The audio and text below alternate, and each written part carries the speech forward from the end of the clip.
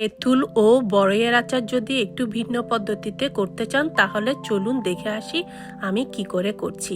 আমেরিকায় তেঁতুল ও বড়ই এরকম প্যাকেটে পাওয়া যায়। শুকনা বড়ইগুলো আমি সিদ্ধ করে নিচ্ছি, আর এখানে পাঁচফোড়নটা টেলে আমি গুঁড়া করে নিব। মিষ্টি জিরা ও ধনিয়াও টেলে আমি ভাঙা ভাঙা করে নিব, খুব বেশি না।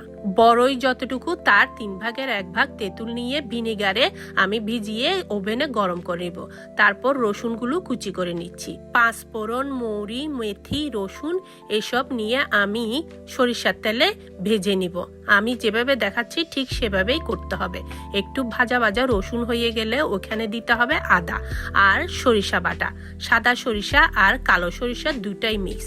তারপর আমি এখানে দিয়ে দিচ্ছি লাল মরিচ, হলুদ, লবণ, গুড় ও চিনি দুটাই আমি দিয়েছি।